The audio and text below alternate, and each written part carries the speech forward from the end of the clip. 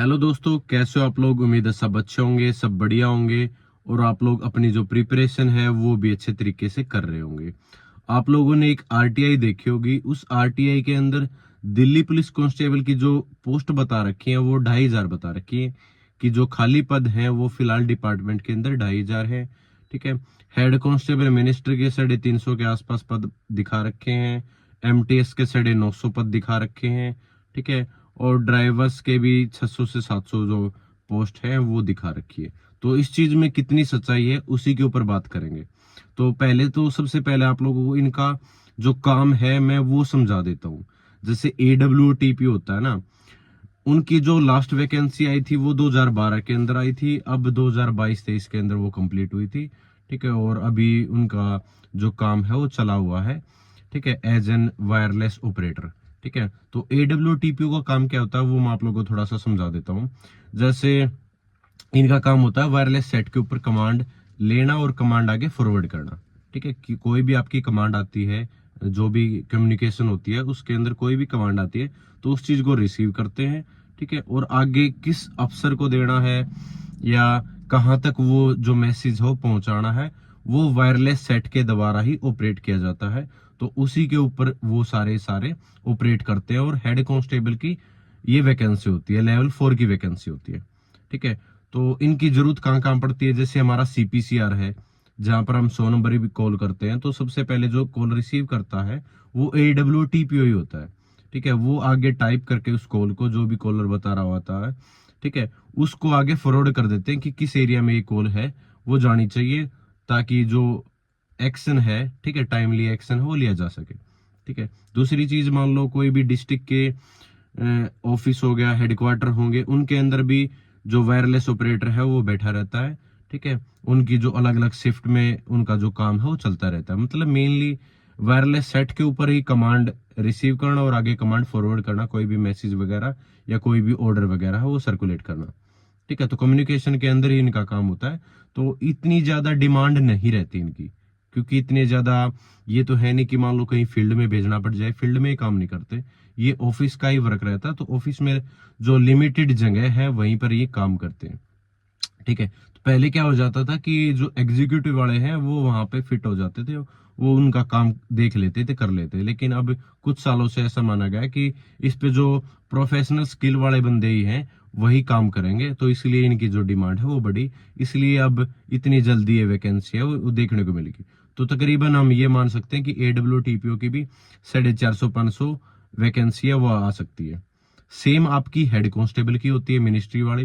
वो भी generally office का ही काम रहता है कि जितने भी हेडक्वार्टर्स हैं उनके अंदर जितने भी ऑफिसेज हैं, ठीक है, फाइलों का रख रखाव जितना भी, एज ए क्लर्क मान सकते हैं कि वो क्लर्क के रूप में ही काम करते हैं। ठीक है। तो मिनिस्ट्री का भी काम इस तरीके से लिमिटेड होता है। तो लिमिटेड नंबर ऑफ जो आपकी पोस्ट है वही आती है। तो ये नहीं मान के चल सकते कि 800-900 या 1000-1200 आ जाए। उनकी भी 350-400-500 इतनी ही वैकेंसी है वो देखने को मिलती है। और इतनी ही आगे जो आने वाली भर्ती है उसके अंदर देखने को मिलेगी। अब बात करते हैं ड्राइवर की। देखो, ड्राइवर की जरूरत है डिपार्टमेंट के अंदर। ठीक है। क्योंकि जितनी भी बसेज हैं, बड़ी बसेज हैं, मिनी बसेज हैं, ठीक है, जितने भी अफसर्स हैं, joint CP, DCP, ACP, inspector, कोई भी जहां पर भी सरकारी गाड़ियां चलती हैं उन पर ड्राइवर ही लगते हैं मेनली। ठीक है। पहली बात जो प्रेफरेंस दी जाती है वो ड्राइवर की ही दी जाती है कि कोई ड्राइवर है वही उस गाड़ी को ऑपरेट करेगा, वही उस गाड़ी को चलाएगा। लेकिन क्योंकि शॉर्टेज है ड्राइवर की, इसलिए जो एग्जीक्यूटिव वाले हैं 2012-13 के बाद, जिन, क्योंकि जो ड्राइविंग लाइसेंस मांगा जाता है ना, कि जैसे अब बच्चे पूछ रहे थे कि सर कार या बाइक कौन सा चलेगा, दोनों चलेंगे भाई। क्योंकि जब हम थानों के अंदर होंगे तो हमें बाइक भी चलानी पड़ेगी, तो हमारे पास बाइक का लाइसेंस हो।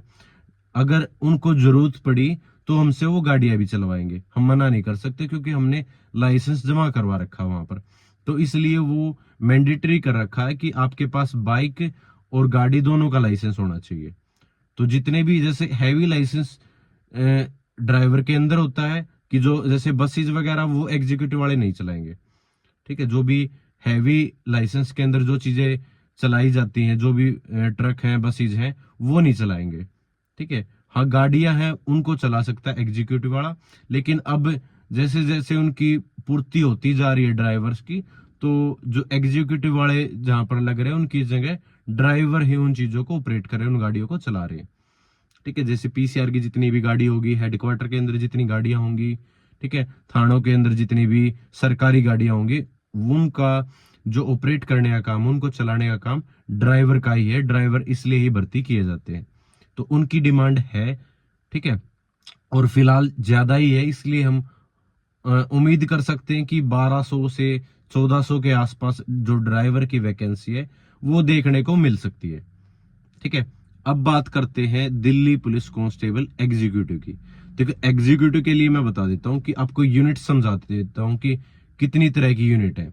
जैसे हमारी होगी क्राइम, ठीक है, फिर स्पेशल सेल, फिर विजिलेंस, ठीक है, और हमारी पीसीआर यूनिट होगी, डिस्ट्रिक्ट के अंदर होगी, नारकोटिक्स होगी, ठीक है, और जितनी भी डीएपी वाली होगी, सिक्योरिटी वाली होगी, बटालियंस होगी, ठीक है, कमांडो यूनिट अलग से होगी। तो बहुत सारी ऐसी ऐसी यूनिट्स हैं दिल्ली पुलिस के अंदर ही जो अपने इंडिविजुअल तरीके से काम कर रही हैं। ठीक है। उनके अंदर स्टाफ की रिक्वायरमेंट रहती ही है, डिमांड रहती ही है, क्योंकि जो पुलिस का मेनली काम होता है वो लॉ एंड ऑर्डर, ठीक है, कि एक कानून व्यवस्था बनाए रखना, ठीक है, क्राइम को रोकना और सिक्योरिटी प्रोवाइड करवाना। तो इसलिए जो डिमांड है एग्जीक्यूटिव की वो हमेशा रहेगी। दिल्ली जैसी जो बिल्कुल ऐसे कंजेस्टेड एरिया जहां पर क्राइम भी ज्यादा है, वहां पर जरूर है कि स्टाफ की व्यवस्था हो, क्योंकि बहुत पिछले कुछ सालों में हमने देखा है कि बहुत सारी ऐसी सिचुएशन उत्पन्न हो गई है जहां पर लॉ एंड ऑर्डर की स्थिति बिगड़ जाती है, क्योंकि वहां पर स्टाफ कम होता है, इसलिए वो स्थिति बिगड़ जाती है। तो उसी चीज को ध्यान में रखते हुए जो आपकी वैकेंसी है वो कम तो बिल्कुल भी नहीं रहने वाली है भाई। कुछ कह रहे हैं कि 2500 वैकेंसी अभी खाली है, आरटीआई का जवाब है, तो उस चीज को मैं इतना ज्यादा तवज्जो नहीं देता, क्योंकि ऐसा तो है नहीं कोई सारा सारा सिस्टम ऑनलाइन ही अपडेट हो कि वो महीने दर महीने उस चीज को एक साथ कर रहे हो कि कितने पोस्ट खाली कितने नहीं। वो क्या पता हो कब का डाटा हमारे पास हो, एक साल पहले का डाटा हमारे पास हो। ठीक है। तो उस चीज पे मत जाओ ज्यादा आरटीआई के जवाब के उसमें कि कितनी वैकेंसी खाली है, कितना क्या है। आप ये अनुमान लेके चल सकते हो।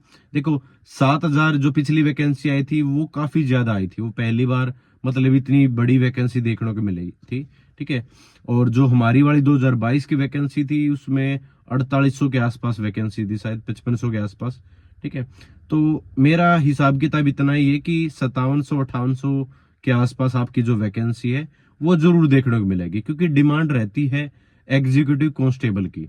ठीक है। ऐसा नहीं होता कि ये तो है नहीं कि हर साल आपकी वैकेंसी आती है, आपकी वैकेंसी 2 से 3 साल बाद आती है, और 3 साल बाद अगर कोई वैकेंसी आती है, 1 साल ट्रेनिंग टाइम पे भी चला जाता है, तो 4 सालों बाद कोई वैकेंसी आएगी तो अच्छी खासी वैकेंसी ऑब्वियस आनी।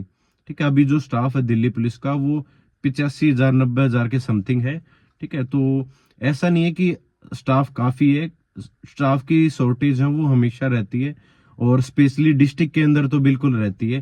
तो एग्जीक्यूटिव की जो डिमांड है वो है, इसलिए मैं कह रहा हूं कि वैकेंसी आपकी अच्छी खासी आएगी। इस चीज पे मत ध्यान दो कि आरटीआई का जवाब ये आया सर। ठीक है। और जो पढ़ने वाले बच्चे होते हैं ना, मैं लिए आपको बता देता हूँ, वो इन चीजों पर ध्यान देते ही नहीं। उनका फोकस सिर्फ ये रहता है कि सितंबर में फॉर्म निकलेंगे, ठीक है, निकलने दो, कोई दिक्कत नहीं है। मेरा एग्जाम नवंबर में है या अक्टूबर नवंबर में मेरा एग्जाम है, मेरे को उस हिसाब से प्रिपरेशन करके चलनी है। ठीक है। उसके दिमाग में यही रहता है कि मेरे पास कितने महीने, 6 से 7 महीने, 8 महीने हैं। ठीक है। उस हिसाब से वो कैलकुलेट करता रहता है कि मैं 2 महीने में ये फिनिश कर दूंगा। ठीक है। 1 महीना मेरे को इसके लिए चाहिए, मैं ये फिनिश कर दूंगा। ये प्रैक्टिस सेट मेरे को डेली लगाने या वीकली लगाने हैं। करंट अफेयर मेरे को कहाँ से करनी है। जो सिलेक्टेड बंदे होते हैं ना, उनके दिमाग में ये सब चलना चाहिए। ठीक है। जिनको सिलेक्शन लेना है उनके दिमाग में हर टाइम कहीं पे भी जा रखा हो, उसके दिमाग में यही चलना चाहिए कि मेरे को सिलेक्शन है वो किस हिसाब से लेना, वो सारी सारी कैलकुलेशन है वो चलनी चाहिए। पहली बात तो ये भाई।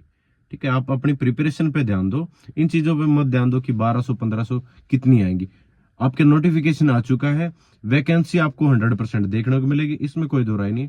अब अपना जो टारगेट है वो सेट करो कि मेरा टारगेट ये है, ठीक है, और उस टारगेट को मैं कैसे अचीव कर सकता हूँ।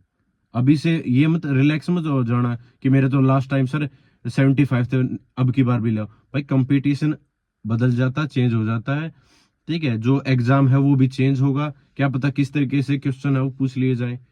देखो फिलहाल के लिए आप लोग क्या कर सकते हो, जिसका भी सिलेबस है 40 से 50% कंप्लीट हो गया है, तो वो मॉक लगा सकता है। मॉक कहाँ से लगाओगे, प्रेप ऐप है, यहाँ से आप अपने जो मॉक है वो लगा सकते हो। तो 199 रुपए का ऑफर चला हुआ है, वैसे ये 1499 का है, लेकिन अगर मेरा कूपन कोड यूज करोगे NARWL, तो आपको 80% की छूट है वो मिल जाएगी।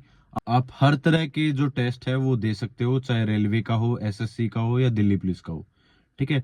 अनलिमिटेड मॉक वगैरह है वो लगा सकते हो। 1 साल के लिए ऑफर रहेगा, 1 साल के लिए आप कितने भी अनलिमिटेड मॉक है वो यहाँ से लगा सकते हो और अपनी जो तैयारी है उसको आप बूस्ट कर सकते हो।